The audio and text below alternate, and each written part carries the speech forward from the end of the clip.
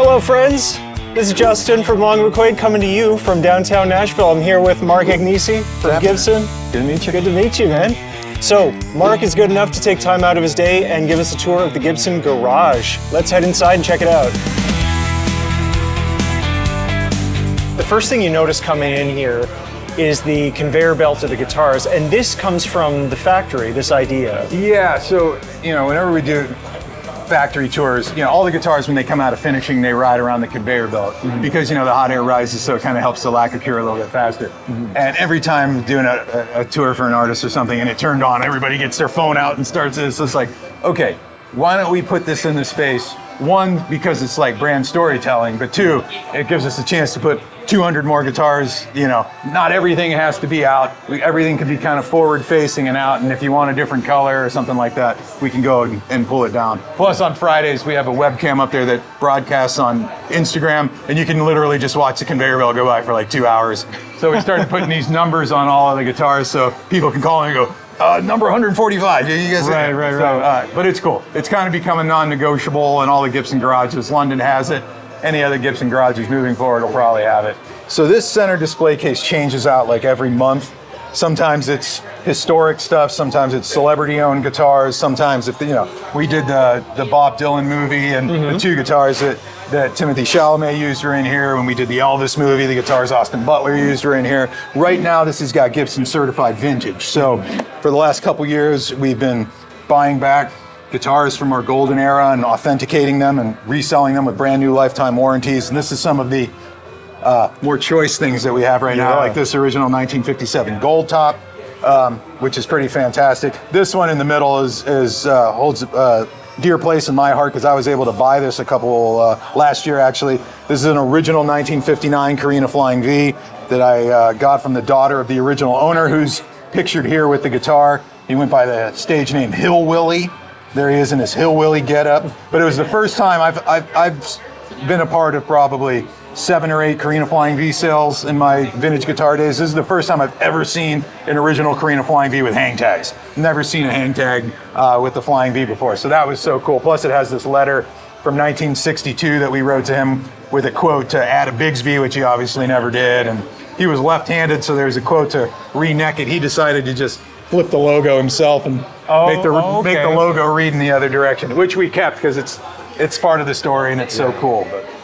So this is rare. You don't see these very often. This is from 1969. This is called a Gibson Crest Gold, which is designed to be the top of the top of the top of the top of the ES line. It's made of 100% rosewood, all rosewood body, rosewood fingerboard, rosewood pick guard, the whole thing with 2 floating Johnny Smith style pickups. But you rarely ever see these things. Yeah, so I've never ever. Most people have not seen one of these. They're pretty rare. There's maybe only 35, 40 of these ever made. It's actually the second one we've had through certified vintage since the program started. Always That's cool. Crazy. Definitely something you're not going to see everywhere. But why don't we start in the custom shop, because that's my favorite spot, because that's where all the best of the best is. So there's even more certified vintage in here now. This is some of the less blue chip stuff, but original Everly Brothers, original double neck, couple of cool Epiphones. That Gold 295 is a killer guitar, first year. Scotty Moore kind of thing. Very Scotty. And Bryan Adams too. That's like the only guitar for you Canadians. You'll all see Bryan Adams on stage with the Gold 295. Yeah. But, so there are vintage guitars in here, but this is the custom shop, and this room is really based around true customization, right? So if you want to build your Dream 59 Les Paul, obviously that's going to start with the wood, right? So if you want to build your Dream 59 Les Paul, got to start with the top. So do you want Eastern maple? Do you want Western maple? Do you want really tight straight grain stuff? Do you want big wide chevron stuff? Do you want something more exotic like quilted maple, or there's a couple of Hawaiian koa tops up there? This is the actual top that will go into production on your guitar. You know exactly what that flame's going to look like before it even goes into production. This was really the first time ever that a customer was able to do this on like a one-off basis. Yeah. And now we offer this in London as well. So there's now currently 2 places in the world where customers can come hand select tops, and they always keep it just stock full of heaters. There's some good ones up there right now. And that's kind of the first step of doing your custom guitar. And once you pick that top, if you come in the case here, So here's every neck profile that we make. So even if you're making a 59, if you don't love the feel of that neck, you want something fatter, you want something skinnier, you know, you can go early 50s style, big chunky neck. You can do the real slim taper 61D necks and stuff like that, anything in between. And then, you know, if you need to know what lemon burst looks like next to green lemon burst, next to dirty lemon burst, you know, there's all your lemon bursts. And if you need to know what deep cherry looks like next to washed cherry, next to faded cherry, next to tomato soup or whatever colors we got coming out this year, you can see all those bursts in kind of full scale. And then the fun stuff's in there. So you want gold parts, you want chrome parts, you want nickel parts, what set of knobs, what set of tuners, what set of pickups, what color plastic. Basically get to pick out every single part of the guitar, and then after that you go Murphy Lab. Do you want it shiny and brand new looking? Do you want ultra light aging, heavy aging, ultra heavy aging?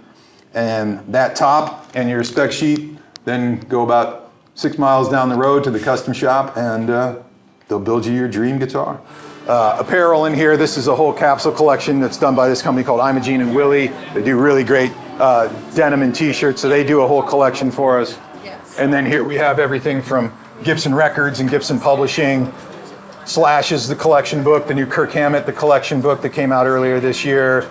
Some of the records that have come out on Gibson Records, as well as all the other books that have been, you know, Beauty of the Burst, Burst Believers, the Flying V book, the Explorers book, yeah, all the different books are all available here as well.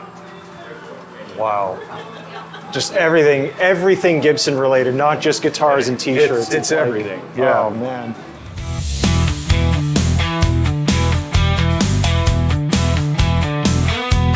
All the acoustic guitars are made in Bozeman, Montana. Nashville's climate and humidity is not the ideal for building acoustic guitars. Bozeman is fantastic. So all of this comes from Bozeman. This is original collection, modern collection, historic custom collection, as well as Murphy Lab age. We just have 5 new Murphy Lab acoustics got dropped this morning, 4 of which are already on display down here. As well as more certified vintage on the back. So if you don't want the original collection Hummingbird and you don't want the Murphy Lab age Hummingbird, but you would still like an original 1960s Hummingbird, you can get that here as well. As you do, yeah. As one does. And this is really great on the wall here. This is the last instrument that was ever built by our founder, Orville Gibson. This is from 1907, this harp guitar. It's on the cover of Walter Carter's Centennial book. Hard to believe that's 31 years old already, but there it is.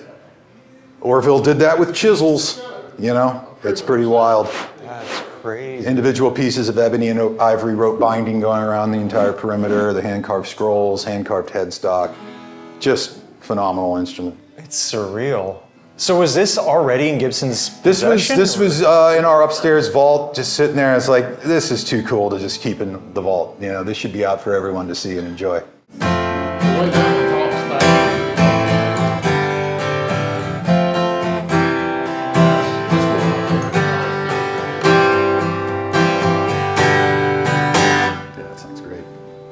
Killer. I love how the waffle backs are making a comeback on so many guitars these days. I love that. They look great with a little patina on them like that nickel. And then there's fun stuff like, so that's the 130th anniversary J45 right there.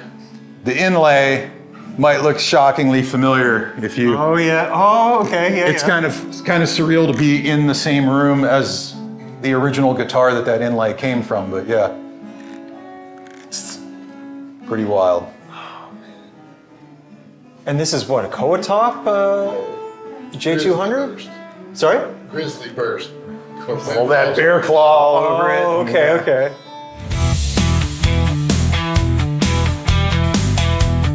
So these are the MESA Boogie rooms. This is where everyone can come plug in, check stuff out.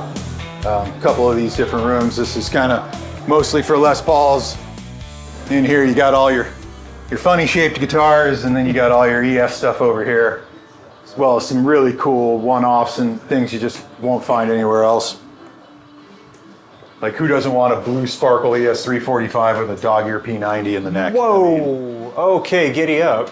Or a Pelham Blue Trini, or that, what is that, a 345 there? Is that the BB? Is that the live at the, is that the side right. here?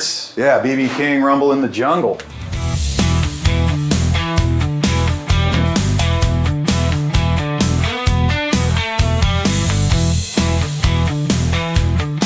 And then, I mean, the stage, this is a legit functioning stage. You know, in the last 9 months, Slash has played here, Cheap Trick played here, Jason Isbell played here, Marcus King played here, Chris Isaac played here, Steve Miller played here, Peter Frampton's played here. I mean, sooner or later, they're all here. So all of these fixtures all just are on wheels. They all push into the garages.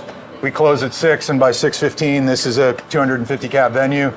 And by 6:30, there's a bar over there and a band on stage and a couple hundred people in here having a good time, and put it all back together the next morning. Well, somebody else puts it back together the next morning.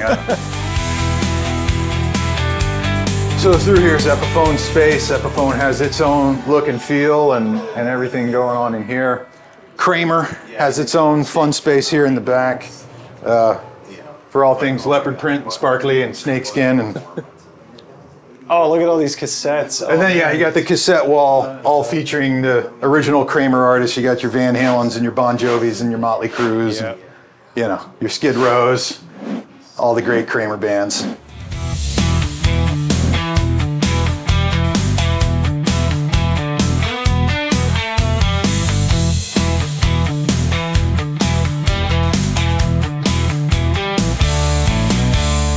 So yeah, this is artist relations for Nashville. We've got these kind of all around the world, in different cities. This is where, if you're in town and you're a Gibson artist, this is where you're going to hang out. And you know, all the guitars on the wall in here are free loaners. If somebody flies in from out of town, they couldn't travel with all their stuff, they needed spares or backups. We just released something new, and they're going out for a weekend of shows, and they just want to try something new for the weekend. They can come in and grab it. Playing the Opry on Friday, and they need a cool acoustic guitar, or they're making a music video, and it's like, I need something hot pink. It's like, oh, bro, we got you. There you go. So all sorts of things happen back here. We film tons of content back here. Obviously, when we have shows on stage, this whole thing becomes green room. So there's, you know, hair and makeup back there. There's private dressing rooms. There's bathrooms. There's a bar and a record player and all stuff you need to have a good time. But the fun stuff's over here. This is the vault. Come on in.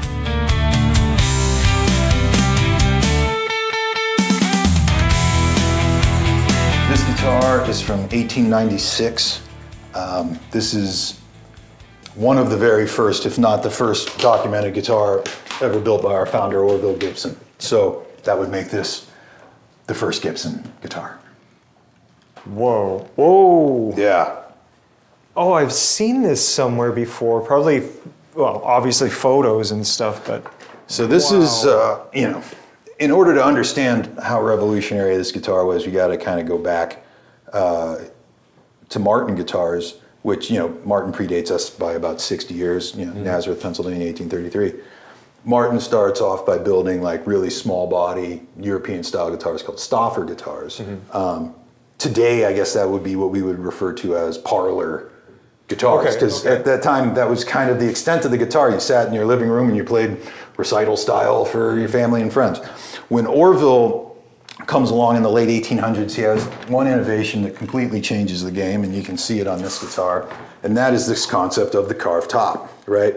So Orville's quest is for volume, right? He wants the guitar to be able to fill a concert hall the way a violin or a viola or a cello or a double, any of the other stringed classical instruments would. And what do all of those have? They all have a violin carved top, right? So Orville brings and introduces this concept of the carved top on the guitar, and overnight, guitars double in volume, you know? And for the first time ever, guitars kind of leave the parlor and go out onto stage. You know, up until this point, the piano vocals really all that existed. That was what would accompany a vocalist. Because of this, the guitar vocal is born, you know, American folk music, American blues music, and everything that kind of comes out of that is all born. This is really kind of ground zero for American popular music. So this is the start of the arch top, is it? This is the start of arch tops on guitars, yeah. Wow. And it's a cedar? This is all mahogany. Oh, that's mahogany guitar. And this is, it's funny, the construction is totally different. This is, the sides and back are one piece that was carved out, and then the top went on top of it. Where you look at, you know, what we do these days, it's, you know, you have two rims, you have a top and a back, it's four pieces to construct the box. This is a two-piece box, which is wild. But I don't know at what point people started referring to these guitars as flat tops, because there's nothing flat about that guitar. You know, it's got a 26-foot radius on the top. It's got a 16-foot radius on the back. We still make guitars today in this exact same way and tradition. Now, obviously, over the last 131 years, we've dialed in the science behind what that curvature needs to be to get the deflection that we want to create that mid-range punch that the Gibsons are known for and all that. But there's nothing flat about that guitar, and 131 years later, we're still doing it in this same style. It's just kind of gotten more refined over the last century, you know. So this is pretty wild. That's the next really crazy one is that, you know, that guitar right there. That's a Lloyd Loar L5. So Lloyd was, you know, our acoustical sound engineer in the early 1920s. He was only responsible for 4 instruments, but 2 of the 4 that he made were absolutely legendary. So you have the Lloyd Loar F5 mandolin. That's what Bill Monroe used to create a genre of music called bluegrass. And then this is the L5. This is what Mother Maybelle Carter used to create a genre of music called country. But you know, this guitar had been on stage for about 25 years now, but what's happening in the early 20s is big band. So now that guitar is on stage fighting with the drummer and a horn section, and guitar players start coming to Gibson going, nobody can hear us, we have to get louder. So that's Lloyd's task. So Lloyd goes back to the drawing board and studies Orville's concept of that carved top and how that carved top deflects to create sound, and he starts analyzing where on the guitar is the sweet spot, right? Where is the nucleus of all that tension and release on the carved top? And through all of his research, he figures out that the sweet spot is where we put the damn hole. You know, we cut the sweet spot out of the guitar. He goes, hold on, let's put all that wood there in the sweet spot so we have a bigger sounding board. We're going to borrow these F holes from Stradivarius's violin design, making it even more of an orchestral instrument. And what happens? Volumes of guitars goes up again. Now the guitar players can be heard over the horns. And this becomes the industry standard for like the next 10 years. This is the first guitar to have F holes, another Gibson innovation. Again, kind of taken for granted because everybody who makes a hollow or semi-hollow body guitar's got F-holes in it, but this is the first time that F-holes were ever brought into the guitar design. And then this, like I said, becomes the industry standard until you get to the mid-1930s, and then a guy named Charlie Christian comes along and says, hey, love the L5, they can hear me in the back of the room going ka-chunk, chunk, ka-chunk, chunk, ka-chunk, chunk, ka-chunk, but like, I want to play melodic lines, I want to play melodies, and every time I go to do that, I'm lost in the horns. Can we electrify it, you know? So, in 1936, Gibson releases the very first ever electric Spanish guitar, the ES-150, Charlie Christian model, and the electric guitar is born. That's it. I cannot undersell how huge of a moment this is for the guitar. Because before this, the guitar was strictly a rhythm instrument, you know, back far right corner of the stage behind the bandstand, just going chunk, chunk, chunk, chunk, chunk. When this comes out, and now all of a sudden guitar players can start playing melodic lines and be heard. Now all of a sudden everything starts to change. And the position of the guitar starts to change, and now the guitar player is standing up, and then as you get through the next 20 years, the guitar keeps moving closer and closer to the front of the stage, and then pretty soon the band leader is the guitar player, or the lead singer is the guitar player, and then there's 2 guitar players in the band, a rhythm guitar player and a lead, and then the whole song revolves around a guitar riff, and that gets you all the way up into the 1950s, you know, and then everything is prime. So 1950s, guitar players come to us again. We love these electric guitars, but these big hollow guitars feed back like crazy on stage. What can you do about it? You get to the early 1950s, you then have, you know, the advent of the solid body electric guitar. And that's cool for a few years, and then guitar players come back to us again and go, hey, we're still using the same single coil pickups we were using in those arch tops, and they're super noisy, especially under stage lights. What can you do about it? And in 1957, our engineer Seth Lover develops that pickup, the humbucker. You know, take 2 single coil pickups, stick them together, flip one 180 degrees out of phase. Their phase cancels each other out, bucking the hum, and now you have a silent guitar pickup where you can turn up the volume without adding noise. That was the intended consequence. You know, the unintended consequence is that pickup has twice the output of a single coil pickup, so when you plug it into one of Leo Fender's Tweed amps that wants to hear the output of a Stratocaster, what happens? It distorts. Now we're at the birth of rock and roll. You know, it's a big series of Gibson innovations throughout the last 131 years have gotten us musically to where we are today. You know, we predate recorded music. So ever since music has been recorded, it's been recorded on Gibson instruments. And the thing that really sets us apart from all the other brands is, you know, We've been the industry leader in banjos. We've been the industry leader in mandolins, acoustic guitars, acoustic archtop guitars, electric archtop guitars, electric semi-hollow body guitars, electric solid body guitars, Hawaiian lap steel guitars, console steel guitars, resophonic guitars, bass guitars, amplifiers, effects, maestro, the first pedal, it's all of these different, more music has been made on Gibson instruments than any other brand. It's really not even debatable at this point. And then you've got, original 1956 Goldtop, original 1955 Black Beauty, staple Alnico 5 in the neck, P90 in the bridge.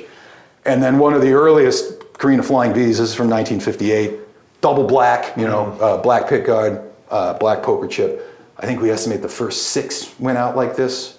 And then there's a few that are blackguard with white poker chip. Joe Bonamassa has one called Amos. Yeah.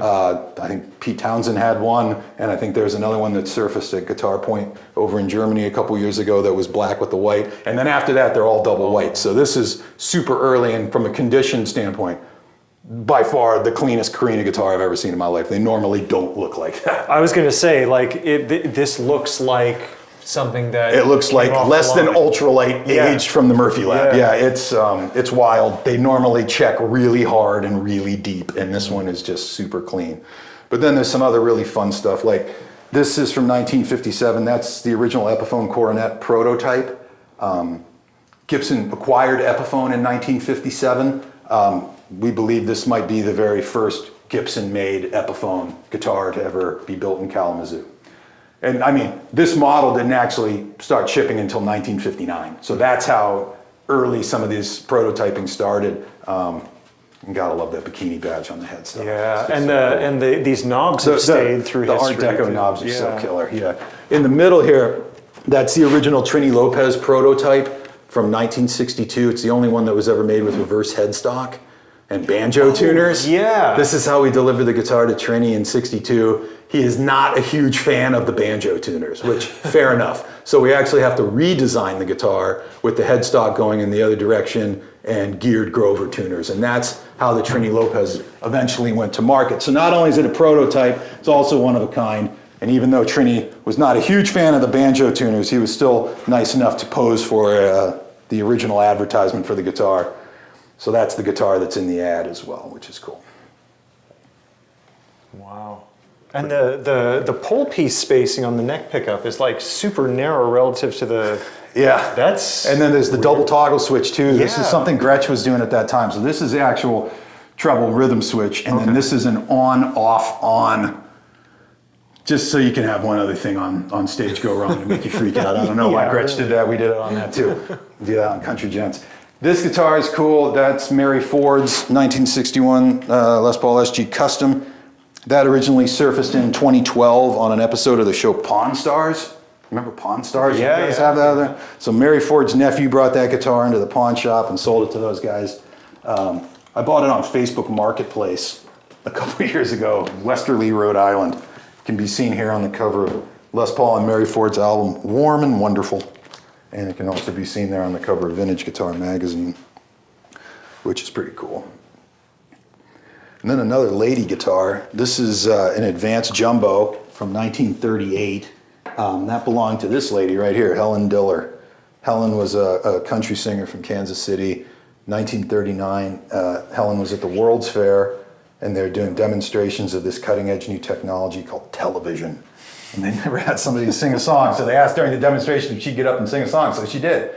Which means that's the first guitar that was ever played on television. And then in the middle here, I mean, that's the big dog. That's the top of the line pre-war Gibson flat top. That is the Rosewood SJ200. So if you were big shot, singing cowboy, Western film star in the 1930s, that's the guitar you played. That's what Gene Autry played, that's what Roy Rogers played, that's what Ray Whitley played. We only made these from 1937 to 1941. They get discontinued during World War II. We don't bring the SJ200 back until 1948, and in 48 we start making them with maple back and sides, which is how we still make them 75 years later. Mm-hmm. So there's only roughly 100, probably a few less, of these original Rosewood guitars, and this was just the nicest, coolest one I've ever seen. And those tuner buttons are super wide. Have you seen? Okay, that's good eye. All right, so these are very, very special tuners. Wow, we're getting nerdy. Okay. These are called Kluson seal-tight tuners. Oh, look at Kluson only made these for a few years right before World War II. We only used them on our two most expensive guitars. So the SJ200, which was $200, and the Super 400, the big archtop jazz guitar, which was $400. I have seen them on like a couple of L5s as well. If you know anything about vintage Kluson tuners, like from the 50s, like what would be on a Burst or this V, those buttons, you'll know over time, will start to shrink and turn brown, and then they crystallize, and one day you go to turn them and they just crumble to dust in your hands. Yeah. These buttons are made of fossilized amber, which is the same shit that they found the mosquito in to make Jurassic Park. But what's rad, because it's fossil, is it's perpetual, it'll never change shape, it'll never shrink. This guitar is 85 years old. And the tuners are still in perfect working order. And they never made, once World War II started, these went out of production, they never made them again. So there's only about a 3-year window, 1938, 1939, and 1940, that you'll even see these. Probably less than 150 instruments were ever made with these tuners on them. And what's that for? Hanging it up, presumably. That's where you tie the rope. Oh, of course. Where did Helen go? Hang on. Rope. Yeah. You know, it's some cowboy stuff right there. You know, I remember still back at this time, guitars sat behind the bandstand, so you weren't really playing standing up. So, you know, cowboys had rope, so we designed this double hook system so they could tie rope on it. But I mean, look at the Rosewood. That's gorgeous. It's. Oh, and the stinger got the stinger. Even in 1940, you got the stinger, man. The maple neck. Just spectacular guitar. The only mustache nicer than mine. It's close. Close second. It's a close second. This is cool. I mean, this is Mesa Boogie number 7 from 1972. That belonged to Carlos Santana. It's called the King Snake. That's the King Snake. That is 150 watts through one 12-inch Altec Lansing speaker. That will like take the enamel off your teeth if you like walk in front of that amp. It's the loudest thing I've ever heard. But that's the reason why Keith Richards started playing boogies. That's the reason why Pete Townsend started playing boogies. That's the reason why all the Bay Area guys started playing boogies. That's the amp that really kind of set Mesa off and on their way. Then this amp down here is rad. This was Ted McCarty's office amp. Really? So this is what all of the 1960s prototypes would have gotten plugged into for the first time. That's probably the first amp that ever heard a Firebird. It's the first amp that ever heard the Trini Lopez. That was, that was the test amp in the offices. Is it an old Falcon or something? It's an Epiphone version of a Gibson Falcon. It's like, the Epiphone variant, which was actually like a sales sample. Like this thing that says Very Handle, like this could actually be printed with your store's name or whatever. This was like a salesman sample that would have gone around to shows what the options were. So you could have had, Long and McQuaid music on that handle or, whatever you wanted to do. But that was Ted's amp, so we keep it around. I've got one other really cool thing. It's not old, but I think you're gonna like it. This is, this was the last guitar made by Gibson in 1999. So this is the final guitar of the 20th century. And it was basically just made as an art piece, as a tribute to the 20th century. Whoa! Now, I know the front is kind of impressive, but actually, I'll let you take some. You got to go to the back, because this is basically come on. every pop culture historical moment by decade of the entire 20th century burned, hand-painted, and inlaid in pearl and abalone onto the back of this guitar. This is unbelievable. It's pretty wild. And then you've got the hand-carved eagle on the heel that turns into the spaceship going up to the moon landing. You got the diamonds on the heel cap for the year 2000. You got the 18-karat gold inlays and logo on the headstock and everything.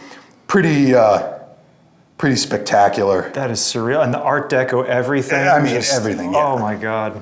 So this was the final guitar of the 20th century. We wanted to make it good. I think they nailed the assignment. Is that for sale? This is really not for sale. This is, I think we're going to keep this one for us, Yeah. I know people hate seeing guitars behind glass and everything should be played and stuff. And it's like, sometimes art for art's sake, when it's something special like this, is art for art's sake, and just appreciate it for what it is. Oh God, I can honestly say without any hyperbole, I've never seen anything quite like this. We have a couple other things in our upstairs vault that are some other spectacular art guitars like this. The craftsmen and women we have at the custom shop will blow your mind if you just, there's a couple of those people you stay out of their way and just let them sit in the corner and they just get to do whatever they want, and then stuff like this happens. So you let your artists be artists, This is really cool. This I want to show the camera. This is what Tom was talking about, the vertical checking. We had a conversation with Tom Murphy, and we were talking about vertical checking. Vertical meaning when the guitar is upright, the checking on the finish runs this way. It's supposed to across the body. SGs and Firebirds love to run perfectly straight lines this way. Yeah. 335s always go vertical. Yeah. And Les Pauls, it really depends. Sometimes they spiderweb, sometimes they go vertical. Very, very rarely will you ever see Les Pauls with horizontal checks on them. Is that a maple thing? I think it's a function of the carved top and in the way that the top moves and the way that the things go around it.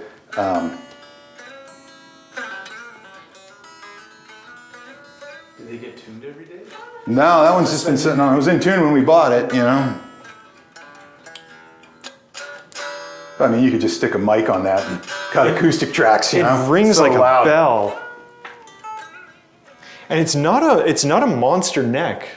Like it's a lot of people get pretty scared and they think that these things are going to be huge. A lot of the times that they got, we didn't have the scanning technology in the late 90s and early 2000s that we have now, right? So there was this kind of accepted notion that 58s were huge and 60s were slim and 59s right in the middle. And the fact of the matter is they're all over the place. There's obviously examples of all of those things, but not every 58 has some gargantuan neck on it. Not every broadcaster from Fender has a gargantuan neck on it, which they always kind of, that always seems to be the thought, they're all over the place. And in 1960 especially, there is, we say there's a version 1 neck, a version 2 neck, and a version 3 neck. That doesn't mean that version 1 was from January to March and version 2 was from April. They're kind of mixed all throughout there, when they're all being carved and sanded out by hand, they're all going to have a unique feel. So there wasn't the standard that we have now, where we can scan a neck and give you that neck. It's like, oh, I like the neck on that. Cool, we can give you that exact neck profile because we've scanned the geometry and we can build a digital blueprint and we can create that for you. There wasn't that kind of standard back then, and they're all kind of personal and unique to themselves. It's like this is just super cool, but this is also like the guitar in my hand, like such a testament to what Gibson is doing nowadays, the custom shop, and then even, like the Murphy Lab stuff. Like this feels like if you put this in my hands and told me it was a Murphy Lab, I'd be like, yeah, okay, yeah, sure. That's the idea. Yeah. And I know that there's still a stigma about aged guitars, on the internet. If you don't like aged guitars, I recommend trying an ultralight aged Murphy Lab because, lacquer checking is not misuse or neglect on a guitar, right? Lacquer checking does not mean somebody put it behind the car and dragged it behind the bus for a while. It's a lacquer finish, lacquer's organic. Even a mint guitar that sat in a closet for 60 years is going to have lacquer checking on it because temperature and humidity shifts and all that stuff. Yeah. It's going to happen. If you don't like a lot of paint missing, don't go for the heavy age stuff. But they have to tell real stories. So, if you have a guitar that's heavy aged and it's missing all this paint down here and you go, well, how the hell did they do that? And I see some of what I consider the not great aged guitars. You look at them and you go, somebody who just tried to beat that guitar up. Yeah. There's no storytelling there. It's not like, oh, okay, so this guy was a cowboy cord guy, which means there's going to be a lot of wedding ring wear under here and a lot of thumb wear right here. And there's probably going to be a little arm wear right here. But outside of that, it's, so every time we can get original guitars through certified vintage or whatever, they're always going to Murphy for photographing. How many examples can we look at? How many different sets of photos can we look at so that we know how different things have aged over time? It's not guesswork and it's not people with chisel just banging paint off of guitars. We're really trying to tell unique stories and the feel is for me what it's all about. The extra roll on the binding. After coming from Norman's Rare Guitars and playing vintage guitars for 10 years, you can feel something that has been broken in and how that feels in your hand. And I think for me, the Murphy Lab stuff, that's what it's about. is recreating the feel of something that has been broken in. Yeah. You know, it's not just about, I want a beat up guitar. What I love, what I'm passionate about, the history, the stories, the impact that they've made, not just on music, but popular culture. You have to kind of stand in awe of Gibson as a brand. It's every genre, you know. We were there at the beginning of the genres. Like we were talking about, you know, Bill Monroe, and you know, you see the one picture of Robert Johnson that exists, and he's got his Gibson L1 creating what we know as modern blues. You got Scotty Moore standing next to Elvis Presley with his Gold 295 creating what is rockabilly guitar, and you got Chuck Berry with an ES350T creating rock and roll, and you got Tony Iommi with an SG Special creating heavy metal, and you got Bob Marley and Peter Tosh in Jamaica with their Les Paul Specials creating reggae, and you got Steve Jones in the Sex with his white Les Paul Custom and punk. It's the genres were created, and then you think of all the pop culture moments and when music changed the world.